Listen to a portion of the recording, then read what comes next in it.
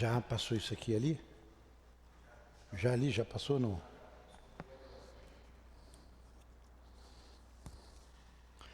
Então vamos lá.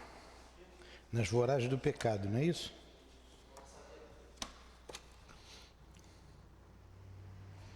SEAP, Centro Espírita Altivo Panfiro. Uma casa de amor. Boa noite aos nossos ouvintes. Que Jesus abençoe a nossa noite de estudos.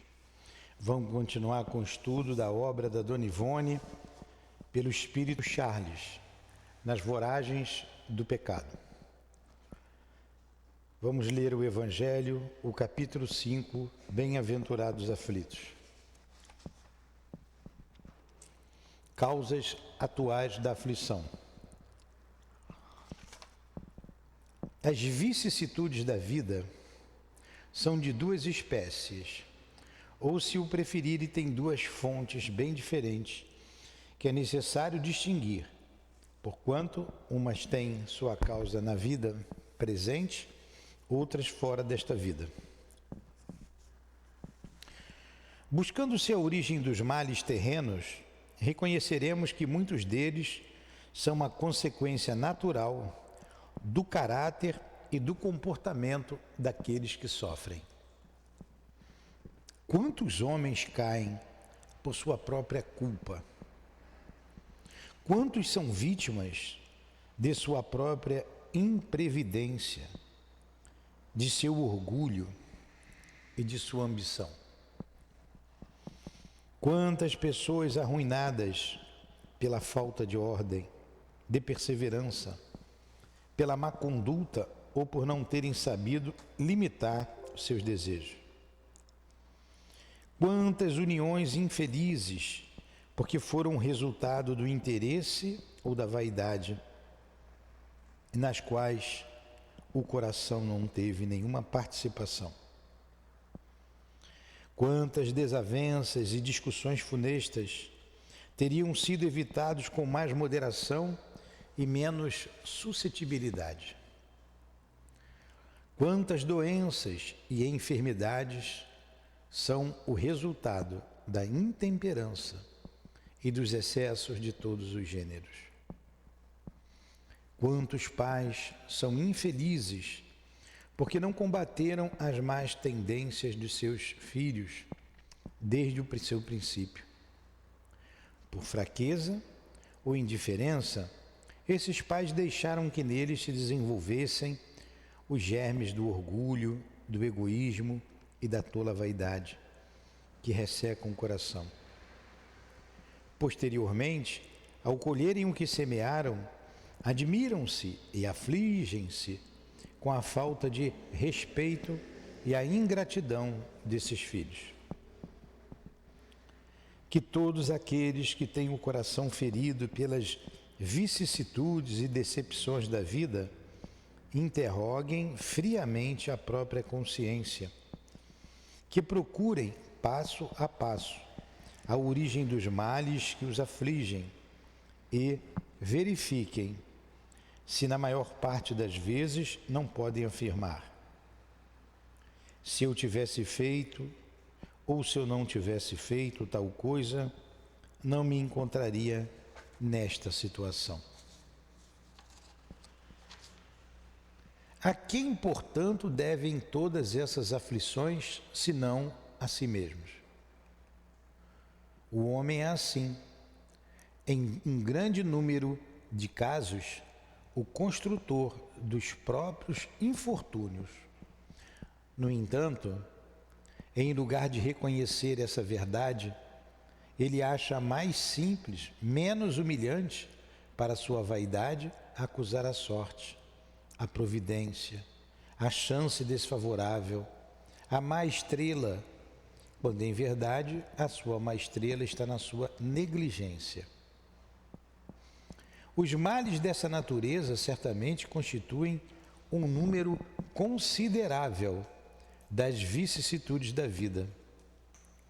O homem os evitará quando trabalhar para o seu aperfeiçoamento moral, tanto quanto para o aperfeiçoamento intelectual.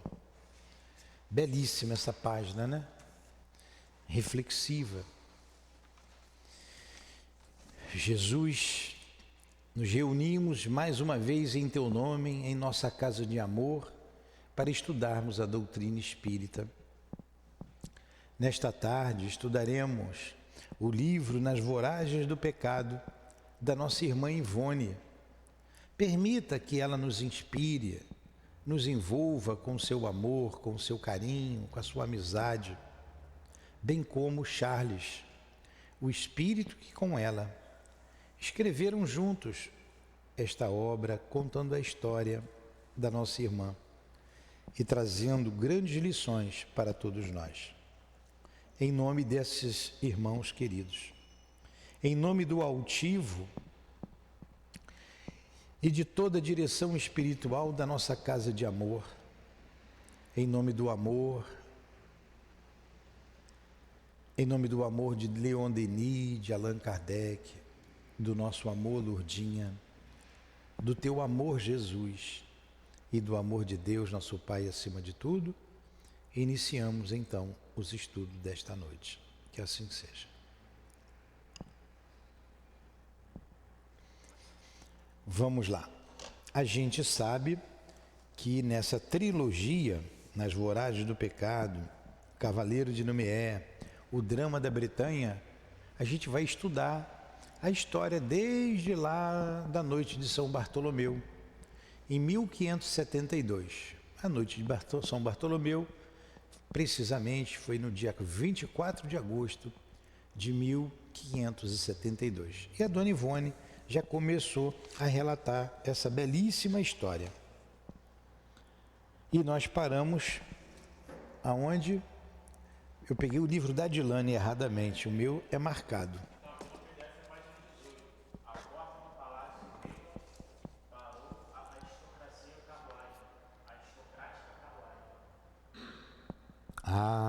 Tá aqui. Então, só para a gente se situar na história,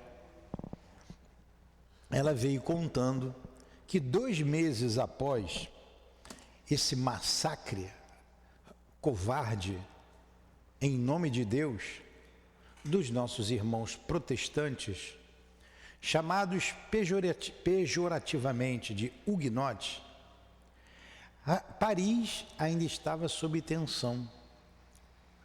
E ela narra a cavalaria do conde de... eu esqueci o nome dele. Aquela menina está me fazendo falta. Elaine, me ajuda aí, Elaine. Enfim. E todos com medo, escondidos. Eles viajavam a cavalaria, eles verificavam, faziam a ronda para ver se tinha alguém falando mal do rei ou da igreja. Quem falasse mal do rei, morria, ou da igreja. Era o tempo do reinado de de Carlos IX, o filho da grande Catarina de Médici, a mãe, a matrona, e ela dominava o filho. Ela dominava o filho. O filho era doente, o filho era inseguro, então ela que dominava o filho. Lá para as tantas, chega uma carruagem e que eu trouxe o teu, pega o meu.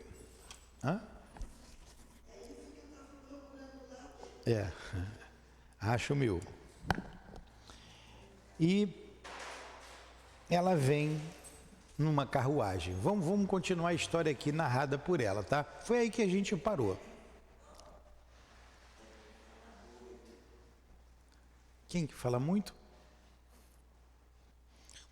Os 4 lampiões, desse modo, clareavam não só a entrada do dito palácio, como ainda o seu nome, gravado em bronze polido no alto da porta principal, porque as residências nobres possuíam também os seus nomes, e o escudo dos seus proprietários, colado no madeiramento da porta, o que seria de bom aviso numa atualidade de trucidamentos coletivos e invasões de domicílios.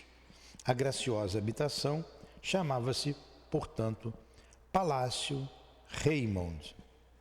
Essa carruagem para em frente a essa casa, esse palácio. Vamos continuar, a gente vai entender lá na frente tudo isso. Só para a gente relembrar, estima-se que foram mortos somente em Paris, naquela noite, 3.000 pessoas. 3.000 pessoas. Em toda a França, não tem cálculos mais precisos, mas calcula-se que entre 20 e 30 mil pessoas foram mortas. Em nome do Cristo. Covardemente. E isso, até hoje, a gente colhe essa dor. Até hoje, muitas antipatias e muitas perseguições espirituais. A praça espaçosa e clara via-se contornada de pequenas edificações, pintadas a cores um tanto vivas, de preferência o vermelho cor de barro, o que realmente à luz do sol lhe emprestava um tom rosado, algo agressivo à visão. Daí então advindo a sua alcunha de Praça Rosada, concedida pelo parisiense, que em todos os tempos preferiu viver a revelia de leis e convenções. À porta do Palácio Raymond parou a aristocracia. Pode vir para cá. Parou a aristocracia. Desculpem. À porta do Palácio Raymond parou a aristocrática carruagem e o pajem desceu para estender tapete de fibras impermeáveis sobre a calçada molhada e abrir a portinhola. Uma dama de idade madura, cujos trajes severos indicavam tratar-se de uma aia de distinção ou uma preceptora, desceu do carro, auxiliando em seguida a descida de uma jovem de invulgar formosura, trajada em veludo azul forte, com um pequeno chapéu da mesma cor, ornado de plumas brancas, luvas. Eu estou vendo aqui na minha cabeça, está igual o teu azul aí. Né? Luvas de camurça preta, de canos altos e manto negro muito longo, com colarinhos de rendas de Flandres brancas. Abriu-se discretamente a porta do palácio e as damas penetraram no interior. 3 criados cumprimentavam-nas respeitosamente, fazendo menção de se ajoelharem, enquanto a jovem estendia a mão enluvada para que a beijassem, dizendo: folgo em vê-los com saúde e ânimo forte para com a nossa fé. Gregório, Raquel, Camilo. E o servo de nome Gregório, de nacionalidade alemã, idoso e calvo, respondia por todos, traindo o linguajar francês carregado das margens do Reno. Sede bem-vinda, Mademoiselle de Louvigny. Louvigny, esperávamos com angústia, temerosos de que algo desagradável adviesse. Desde ontem pela manhã, aguardávamos atrás dessa janela. Fizemos boa viagem, meu caro Gregório. O atraso verificou-se devido às chuvas que alargaram as estradas. Pernoitamos em Nancy e em Charlon. E ninguém vos reconheceu? A linda recém-chegada sorriu de modo enigmático e provocante e declarou brejeira, como falando a si mesma: oh, quem se atreveria a suspeitar algo da irmã do coronel Arthur de Louvigny de Raymond, companheiro de infância do grande senhor Narbonne? Oh, de Narbonne, o fiel servidor da grande rainha, o devoto estudante de teologia, amigo dos senhores de Guise, o nome do cara era esse, de Guise, ele que estava fazendo a ronda, capitão da fé. Agora vocês vejam, vocês vão entender, como eu já sei, eu não vou me antecipar, a gente vai continuando aqui, tá? Que a armação que foi feita para uma vingança. Uma vingança.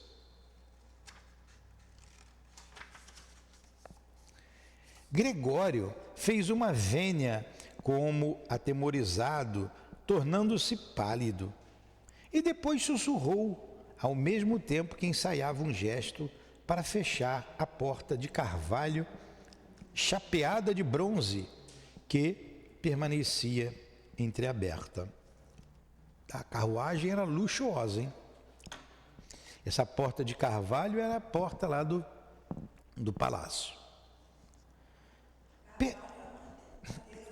Na madeira de lei.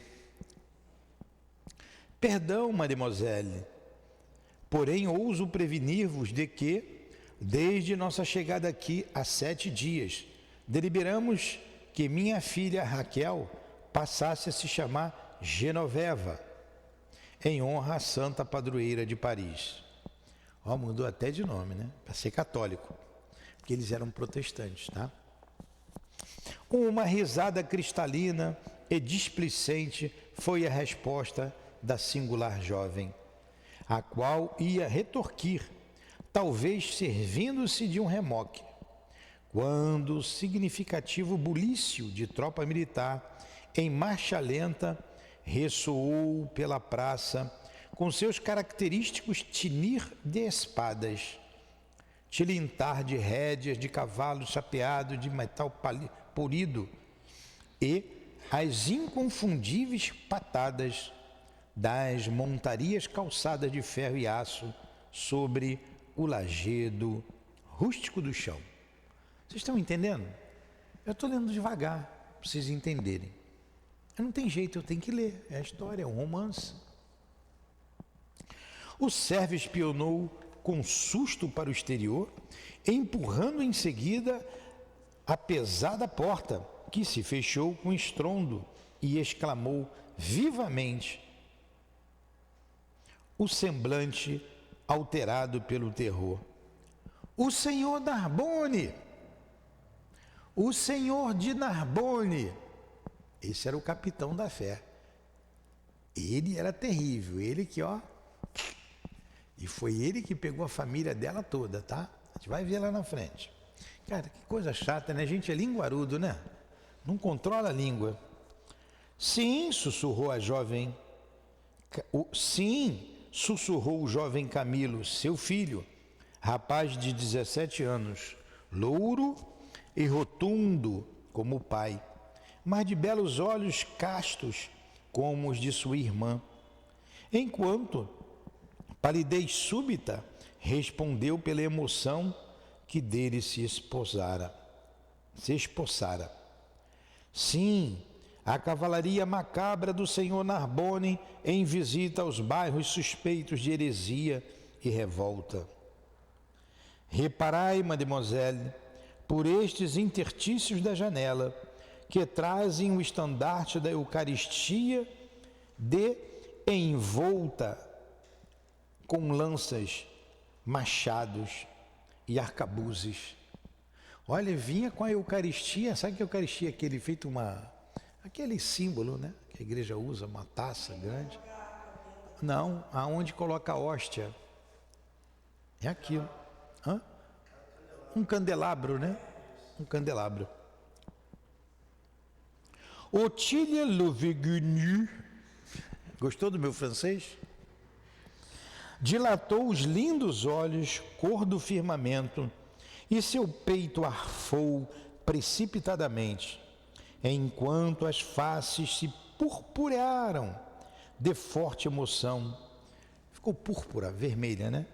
E gotas de suores frios lhe rorejaram a fronte e as mãos.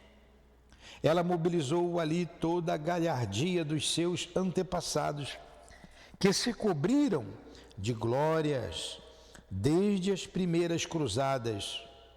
Serviu-se de toda a altivez de que um aristocrata seria possível na época.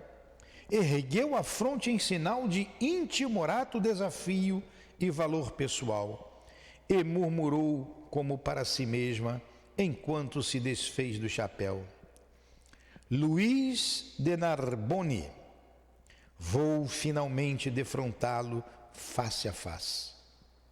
Voltou-se para o servo impressionado e ordenou: abre a porta, Gregório. Abre-a de par em par, em homenagem ao piedoso capitão da fé, que, ao que parece, me traz boas-vindas em nome da nobreza de Paris. Mademoiselle, por quem sois? Todo mundo tinha medo dele. Foi ele que destruiu a família dela toda. Só se salvou ela, que ela estava fora, e esses empregados que estavam com ela. Ele não sabia. Você vai entender já já essa trama toda. Mademoiselle é senhorita, né, minha querida? Por quem sois? Perdoe-me, porém, vos suplico, sois tão jovem, não vos arrisquei tanto. Renunciai o vosso temerário intento. Ela queria se vingar. Quantas desgraças poderiam advir ainda? Fujamos para a Alemanha, ainda está em tempo. Eu temo por vós. Isso é o Gregório, né? O servo, amigo. Era tempo. A centúria do fidalgo enunciado, centúria é que ele tinha 100 soldados com ele, era o comandante da centúria. Pulei? Sem responder, Otília, eu vou falar sempre Otília, em vez de falar aquele nome mais complicado, né? Sem responder, Otília dirigiu-se para a enorme porta e, porque fizesse menção de abri-la com as próprias mãos, Gregório e Camilo interferiram, atendendo-lhe os desejos. Era tempo. A cintura do fidalgo enunciado já não distava dos alpendres, senão 10 passos. Arrastando com insólita provocação a sua imponência bélico-religiosa, que tinha o poder de fazer tremer toda a população da grande cidade. Sabe quem é o capitão Narbonne? É o Roberto de Canalejas, lá na frente. Valendo-se do poder de beleza incomum de que sabia ser dotada, Otília atravessa o terraço e posta-se altivamente no balcão, de olhos fitos no cavaleiro que vem após o estandarte, indicado por Gregório como príncipe conde Luís de Narbonne. Todavia, jamais um semblante feminino apresentara graça tão perfeitamente ingênua. Jamais um sorriso de mulher adquirira mais adoráveis expressões de um olhar externa, um olhar externara mais candura e surpreso encantamento do que os dessa angelical jovem, que parecia absorver a praça rosada e a sua beligerante ronda num amplexo de satisfação e ternura. Então, ela era bonita, hein? Otília era linda. E ele se encantou com ela, né? Do jeito que está descrevendo aqui. Notando-a desenvolta e linda, Luís de Narbonne estacou involuntariamente o cavalo, fazendo com isso parar também o séquito, o que resultou um choque de ruídos típicos de uma tropa que se detém inesperadamente. De senho carregado, o capitão da fé contempla a jovem, medindo-a com um olhar, como tentando reconhecê-la. Uma vênia respeitosa é-lhe dirigida com suprema elegância pela bela desconhecida. Distingue-lhe ele, impecioso, os escapulários pendentes do cordão, fornecidos pelo senhor de Guise aos católicos franceses. Os olhos de ambos se cruzaram, e uma centelha indelével, que se tornaria uma chama imortal, sacudindo-lhes a alma através do porvir, como que ofuscou pela primeira vez a inalterável placidez do sangue das veias daquele aplicado servidor do rei e da igreja, daquele estudante de teologia católica que pretendia para breve a honra de ser aceito entre o número dos seus sacerdotes. Ele ainda ia ser sacerdote, hein? Estudante de teologia. Lembra que ela conseguiu o medalhão lá atrás com a rainha? Vamos lá. O senho carregado descerrou-se então, e um esboço de significativo sorriso floresceu em seus lábios, habituados tão somente ao comando de soldados e às orações de cada dia. O fato seria singular, verdadeiramente inacreditável. Por trás das rótulas e das persianas vizinhas, pessoas que espreitavam timidamente a cena comentavam a medo, temerosas de que o próprio ar levasse seus pensamentos aos ouvidos do capitão da fé. Olha como tinham medo dele, hein? Uma invasão a mais. A dama apenas chega ao palácio desabitado e logo será presa e arrastada à condenação, talvez à morte. O palácio é suspeito e torna suspeito todo o bairro. Por isso visitam-no os senhores da igreja. Nele passaram longa temporada, alguns anos, aqueles de Bretencourt de la Chapelle, os reformistas, amigos do de Ludwig de Raymond. Era o próprio palácio da família dela. O Charles que escreve aqui era o pai dela que foi morto lá, tá? Vamos lá. Com surpresa de todos os vizinhos e até dos criados do mesmo palácio, tal não se deu, porque Luís de Narbonne, caindo em si da divagação a que a linda menina o arrastara, estugou o cavalo, como que se surpreendendo em falta grave.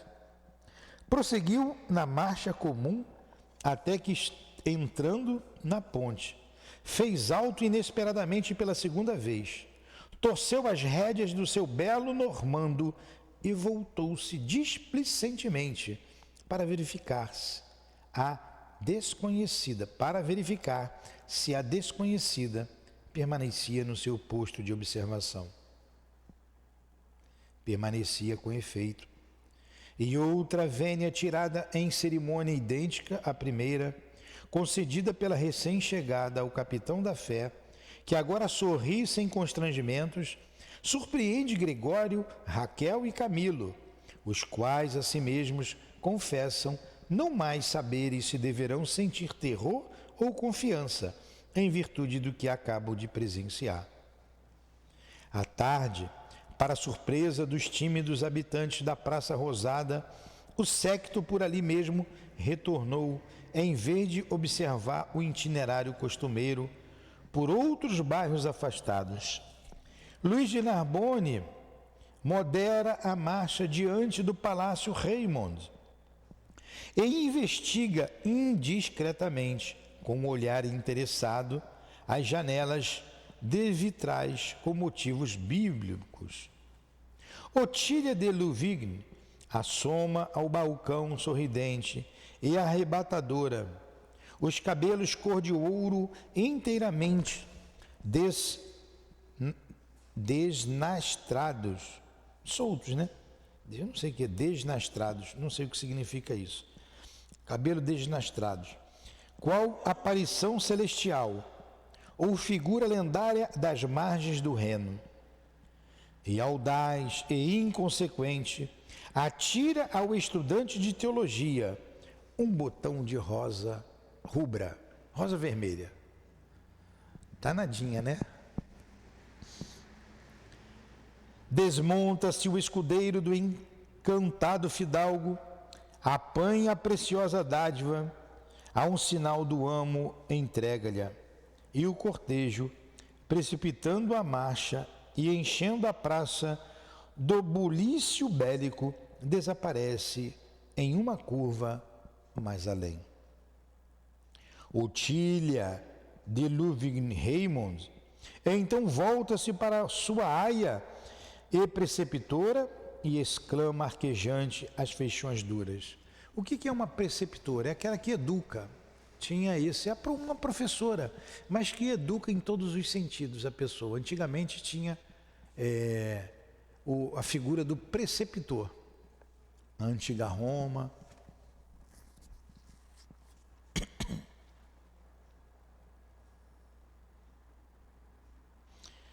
Então, Otília então volta-se para sua aia e preceptora e exclama, arquejante, as feições duras.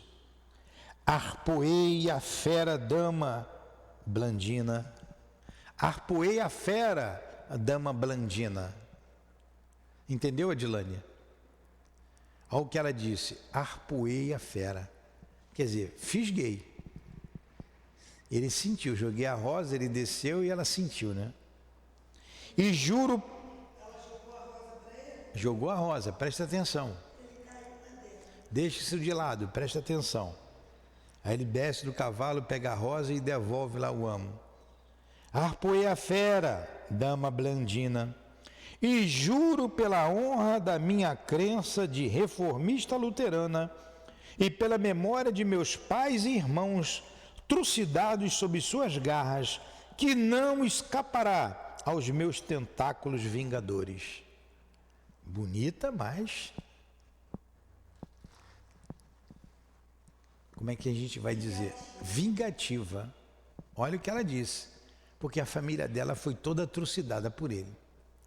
Olha, vou dizer de novo, hein?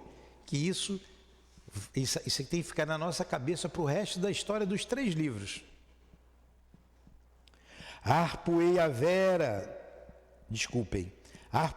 fera, dama blandina, a preceptora, né?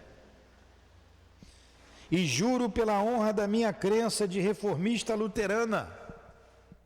Olha que ela estava com o brasão dos católicos. E pela memória de meus pais e irmãos trucidados sob suas garras, que não escapará aos meus tentáculos vingadores. Em seguida, cai desalentada numa cadeira de ébano torneado e, cobrindo o rosto com as mãos crispadas, prorrompe em pranto violento. Dama blandina aproxima-se, tentando confortá-la. E a gente termina aqui esse capítulo. Vamos para o capítulo 2. Uma família de filantropos. O que é filantropia? É a caridade material, né? A filantropia. Uma família de filantropos. Filantropos vem de filantropia.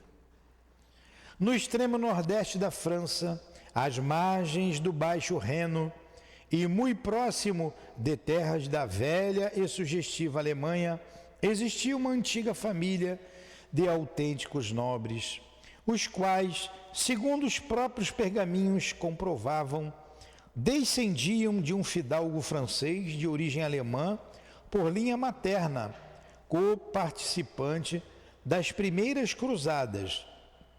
Um certo cavaleiro da fé que para a Terra Santa marchara à frente de pequeno exército por ele próprio organizado. O conde Felipe Carlos Eduardo de Bretencourt, aí é a nota aqui da escritora, os nobres que descendessem de heróis das cruzadas eram mais dignos de apreço e consideração por parte da nobreza e mesmo da realeza, tá? Então esse fidalgo aí, o Felipe Carlos Eduardo, olha só, você vai ver lá naquela família que a gente foi visitar lá em Teresópolis, naquelas figuras aqui, tá? Alguma delas.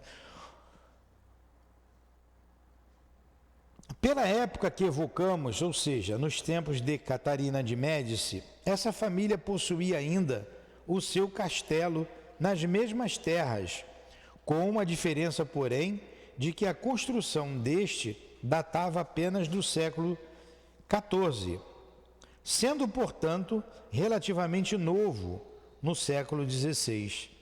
A família cujos ancestrais viveram sempre às margens do Reno, muito adaptada aos costumes alemães na época do rei Francisco I e Henrique II da França, havia frequentado, no entanto, o centro deste país com longas temporadas em Paris, porquanto o conde de Bretencourt fizera guerras com Francisco I e com seu filho Henrique II, merecedores destes, por isso mesmo, certa estima e consideração. Com a morte de Francisco, porém, e principalmente com a tragédia de Henrique nos exércitos de um torneio, a família desaparecera da sociedade parisiense, encerrando-se em suas terras das fronteiras renanas, quer dizer, do rio Reno, né? Já por esse tempo, os condes de Bretencourt haviam acrescentado ao próprio nome o apelido de La Chapelle. Eu não sei se é La Chapelle, se é La Chapelet. Deve ser Chapelet, né? Eu vou falar La Chapelle porque eu não sei francês. E no seu escudo, então aquele lá era a casa deles lá, né? O palácio deles lá. E esse aqui, ó, esse Carlos Eduardo, vamos ver, era o pai dela. É o Charles, que está escrevendo, o Charles hoje, né? Charles vem de Carlos. Então, por esse tempo, os condes da Bretanha haviam acrescentado o próprio nome, o apelido de La Chapelle, e no seu escudo outros símbolos se apuseram, resultado de alianças matrimoniais muito honrosas desde 2 séculos antes. Na época, por assim dizer, áurea da rainha Catarina, isto é, depois da morte do seu esposo, Henrique II, a família de Bretencourt de la Capelle encontrava-se praticamente arruinada economicamente, por isso que vivia apenas dos labores agrícolas, sem outros rendimentos.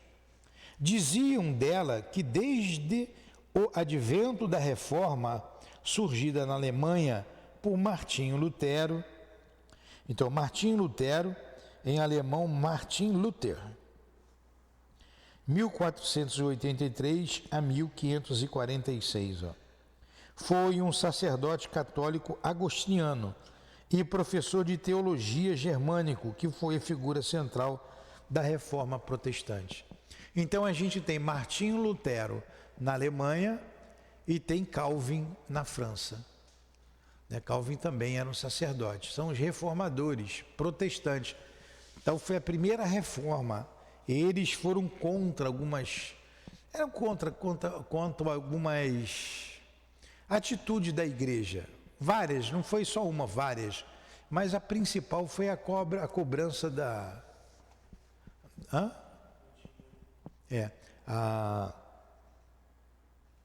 A cobrança lá deles, como é que chama? Não é o dízimo não, porque o dízimo começou. Daqui a pouco eu lembro. Enfim, essa foi a reforma, o que revoltou os católicos.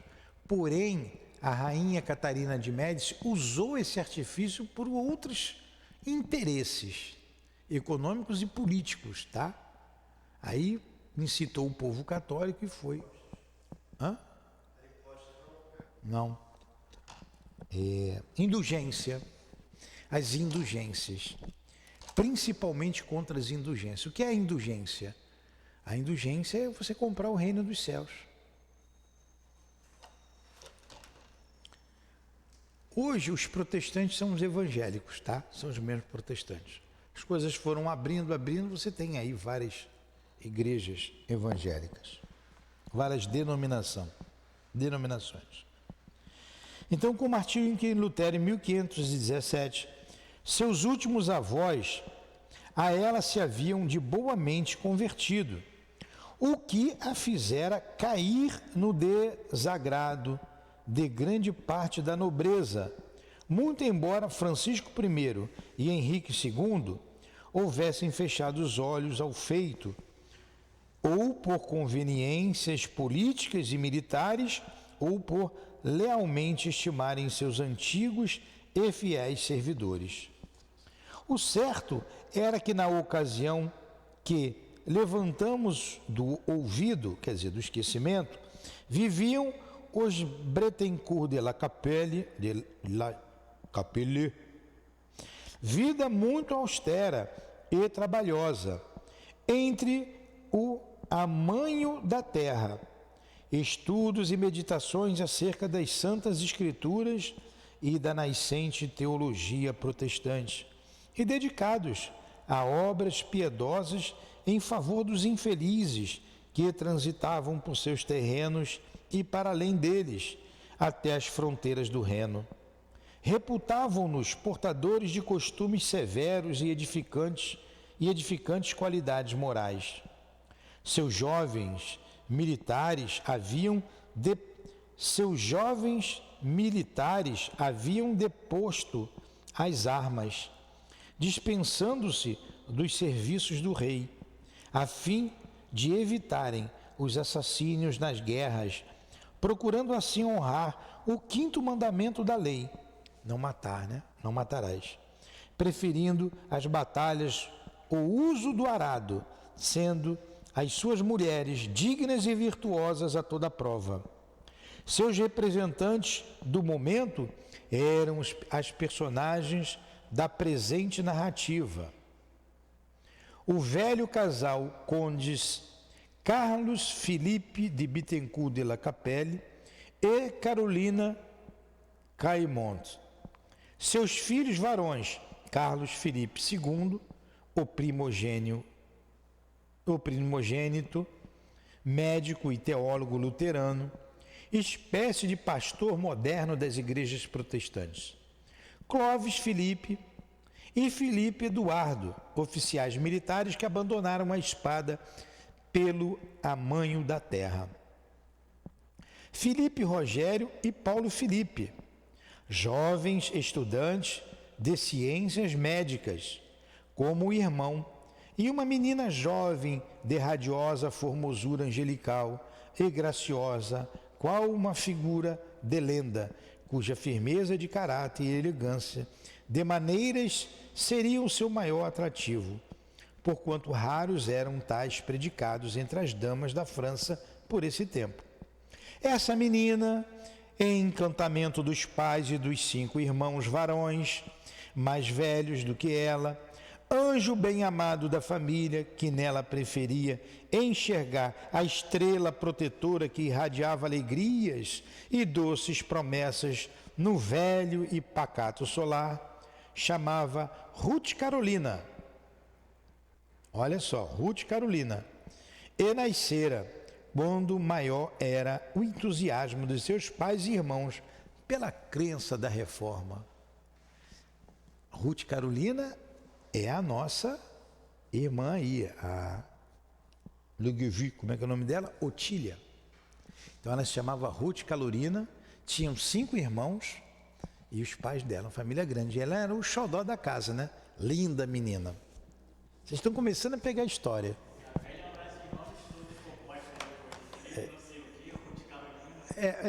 Tudo bem, vocês vão...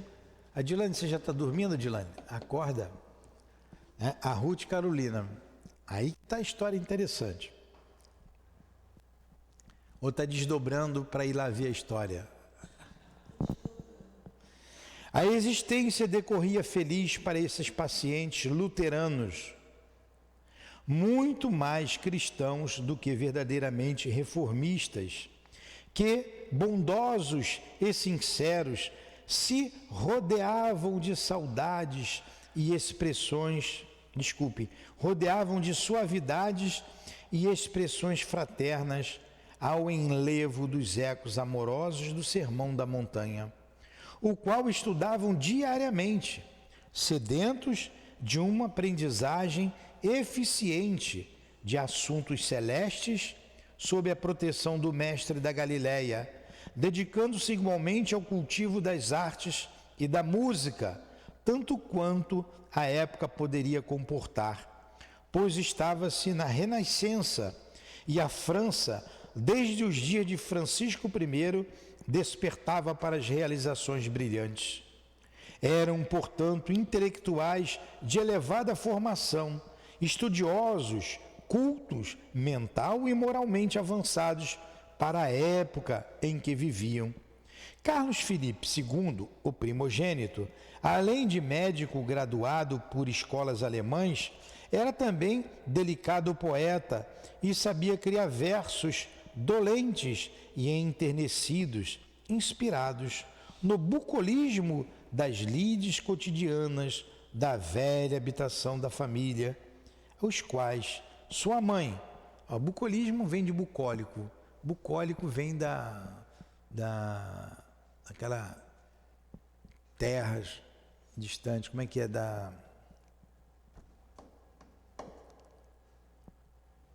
bucólico, vê aí no dicionário, está me fugindo as palavras. Campestre, do campo. Coração e mente igualmente ilustres, adaptava as comovidas melodias do Reno, que em todos os tempos até o presente tão sugestivas se conservavam. Carlos, porém, que se graduara em medicina na Alemanha, retornando ao lar paterno, transformara sua vida em um inário de realizações benemerentes à luz do Evangelho do Senhor. Pois estudando com amor e desprendimento, adquirira capacidades morais para atrair inspirações das forças protetoras do alto, as quais o tornaram pregador eficiente da Boa Nova, do Cristo de Deus, doutrinador emérito e judicioso, propagandista, intimorato e lúcido da reforma, à base do Evangelho, assim distribuindo consolo e esperança entre as almas entristecidas pelos sofrimentos e a opressão que descobria em cada dia ao redor dos próprios passos. O ensino evangélico, tal como Jesus o concedeu ao povo humilde e de boa vontade, constituía suprema atração para sua alma, com que espiritual satisfação explicava aos grupos de ouvintes as leis judiciosas e encantadoras do Sermão da Montanha, desdobrando-as em análise fecundas explicações para o bom entendimento daqueles corações ávidos de esclarecimentos e socorros celestes. Então vamos lá. Era uma família nobre, né? Vem de nobres. Era uma família educada, e cultura todo mundo tem, né? Todo mundo tem cultura. Mas era culta, conhecia muitas coisas. Médico, filho médico, os outros dois estudando medicina.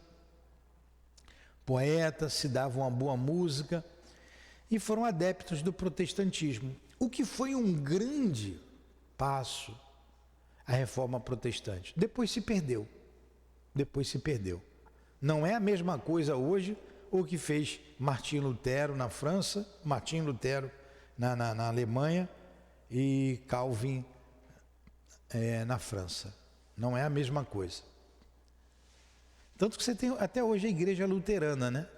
Que vem lá de Martinho Lutero, esse grande reformista. Então era uma família piedosa, família que ajudava as pessoas, como está no título desse capítulo, né? Uma família de filantropos. Eu não sei se é filantropo ou filantropo. Filantropo. Filantropo, plural, filantropos, deve ser, né? Filantropos. Português não é mole, não. Eu não sei falar muito bem, não. Acho que é filantropos. Vem de filantropia. Mas vamos mais um pouquinho, 5 minutos. Tá boa a história, não tá? Vou ver se eu consigo parar aqui. 5 minutinhos. E com que paciência e ternura lhes falava das parábolas elucidativas, desenvolvendo-as, tornando-as, porventura, mais atraentes, sob o impulso da palavra vigorosa e inspirada, e para todo o ensinamento, despertando as atenções e o raciocínio dos que com ele examinavam a chocante diferença existente entre as exposições confusas do ensino romano. E olha que era tudo em latim, hein? A missa. E as simples e doces leis do Evangelho, expostas pelo Messias de Deus. Por esse apostolado, renunciara o jovem pregador à sociedade e aos bens do mundo, pois que, podendo faustosamente viver no bulício de cortes, como a da Alemanha e da Inglaterra, bulício vem de bucólico, triste, né? O bulício de cortes, ele renunciou a isso, né? Podendo faustosamente viver bem, né? No bulício das cortes, bulício não, aqui bulício é de agitação, não é? Não é de bucólico não, bulício não é de bucólico, bulício é de agitação, coisa bulícia, vê aí. Bulício. Bulício é tumulto das cortes, podendo faustosamente, quer dizer, viver no fausto, na riqueza,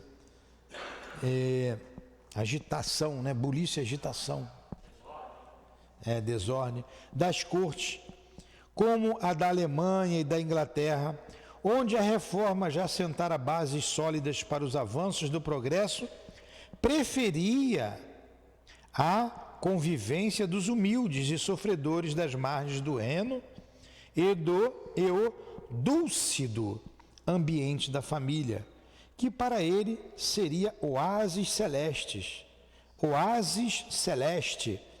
nas calcinadas paragens terrenas. Viam-no assim, frequentemente acompanhado do pai, visitando as aldeias e lugarejos pobres do Reno, à procura de enfermos do corpo e de sofredores do espírito, a fim de lhes suavizar as amarguras com as atenções de médico e as solicitudes de evangelizador, como pastor e pregador que era do testamento do Divino Mestre. Rodeavam-no os pobres, os velhos, as crianças humildes mulheres, a fim de ouvi-lo pelas ruas ou nos recintos domésticos, como outrora o faziam os primeiros discípulos do Evangelho.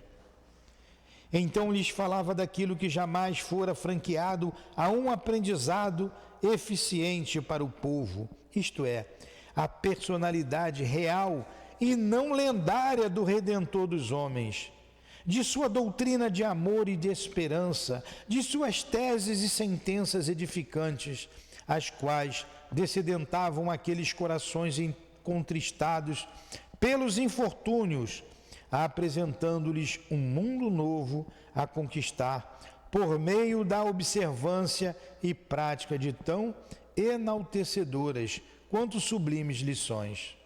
Então, ele ensinava ali o Evangelho de Jesus de maneira simples, porque a igreja não fazia isso, né?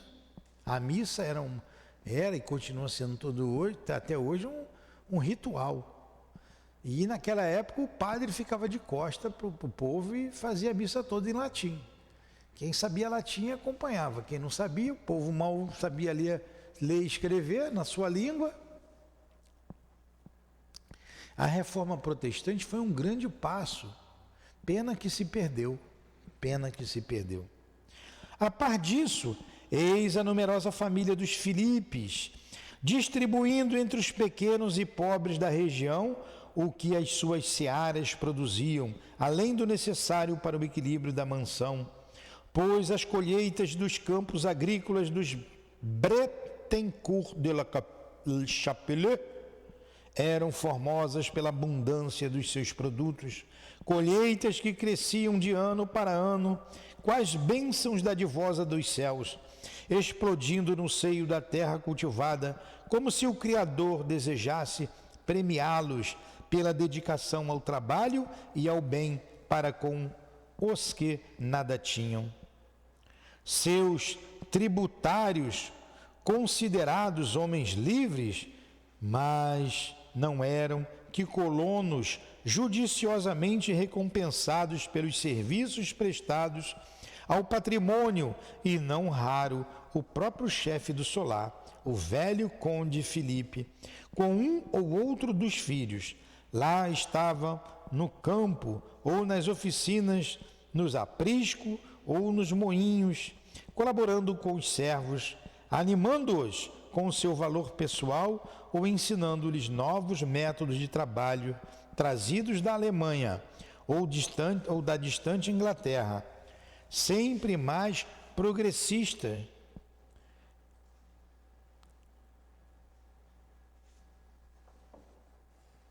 Sempre mais progressistas do que a Renânia pobre e pacata. Quer dizer, Renana, ali onde está o rio Reno. Vou terminar aqui. Os servos domésticos, por sua vez, considerados mais como amigos do que como meros serviçais, eram admitidos à mesa das refeições comuns da família. E era belo e cristão, recordando os primeiros tempos da fraternidade apostólica, contemplar o conde Filipe à cabeceira da grande mesa, com a esposa, os filhos à direita e à esquerda, em escala decrescente, as noras e os netos, e depois os servos, todos irmanados na oração da mesa, quando se rendia graças ao Criador pela abundância que desfrutavam sob a perfeita comunhão de sentimentos ideais. E a gente vai parar por aqui. Então, o que nós vimos aqui? Ela descreveu aqui a família. Uma família unida, voltada para o Evangelho do Cristo, e uma família de filantropos, agora eu falei certo, o plural, e que vivia como vivia o Cristo, né? Os servos eram os próprios colonos que eles colocavam para trabalhar, eram ali todos assalariados, comiam à mesa com eles e faziam uma grande oração. Então ela estava indo para lá, para essa residência. Eles eram reformistas. Então, vocês já estão adivinhando o que aconteceu com essa bela família. Um sonho até para a gente, né? Eu não sei se vocês conseguiram prestar atenção o tempo todo na leitura. Conseguiu? Conseguiu, baixinho? Mais ou menos, né? Porque aí senão dá uma voada, aí a gente perde o fio. Então vamos lá. O que a gente está estudando aqui? Um romance, uma história. Uma história que começou lá, e essa história começou lá na França, em 1572, na noite de São Bartolomeu, o dia do massacre dos huguenotes, dos protestantes. Duas figuras importantes do protestantismo foi Martim Lutero, na Alemanha, e Calvin, na França. E a Catarina de Médici fez uma perseguição, uma matança. Diz que o rio Reno se transformou em vermelho de tanto sangue que lá rolou. massacraram os huguenotes, um massacre dos huguenotes. Então ela está contando da família de Ruth. Ruth é essa nova Otília, ela mudou o nome, tá? Ela era aquela linda menina. Então ela contou da família dela, como era. O pai, os irmãos, 5 irmãos, todos foram massacrados pelo Narbonne. Por isso ela falou daquela vingança. Mas na semana que vem a gente vai falar sobre isso, tá bom? Vamos parar por aqui, fazer a nossa prece, beber um gole d'água que está aqui do meu lado e fazer nova prece para começar o estudo do Evangelho. Entenderam a história? Dê uma resumidinha aqui para vocês se situarem. Vê se chega mais cedo, muito bom. A gente vai estudar 3 livros. Ó. A história da Dona Ivone aqui. A gente vai ver o suicídio, o que acontece, o que o mal faz. O que caracteriza um romance mediúnico? Ele tem que ter 3 características, um romance mediúnico. Valendo meu celular. Doutrinário, ele tem que ser doutrinário. Educativo. Errou. É a mesma coisa, mas eu queria educativo e perder o celular. E qual é a outra? Moral. Aí o Tiago soprou daqui. Ele tem que ser doutrinário, educativo e moral. Então, essa história é uma história... Vocês vão ver o cunho educativo, doutrinário e moral desse belo romance. Não percam, na próxima semana, a continuidade do nosso estudo. Que Deus nos abençoe, que Deus abençoe essa família, que o nosso Charles com a nossa irmã Ivone retrata nessa história verdadeira acontecido há 400 anos atrás. Que Deus os abençoe, que Deus os proteja, que Deus nos abençoe e proteja a todos nós, que hoje estamos aqui aprendendo através da doutrina espírita sobre o mundo espiritual, sobre o comportamento dos seres humanos, e certamente aqui nos vemos neste passado não tão longínquo assim. Que Deus nos abençoe e abençoe essa casa, que continuemos divulgando a doutrina espírita, divulgando essas obras tão importantes para a nossa estabilidade educativa dentro da doutrina espírita. Que Deus nos abençoe, abençoe essa casa. Rogamos pelos irmãos suicidas, esperança e paz. Em nome desses irmãos queridos que dirigem esta casa de amor, do altivo, dessas irmãs, desses irmãos queridos, em nome do amor, do nosso amor Lourdinha, do teu amor Jesus e do amor de Deus nosso Pai, que encerramos os estudos da tarde e noite de hoje. Que assim seja. Graças a Deus.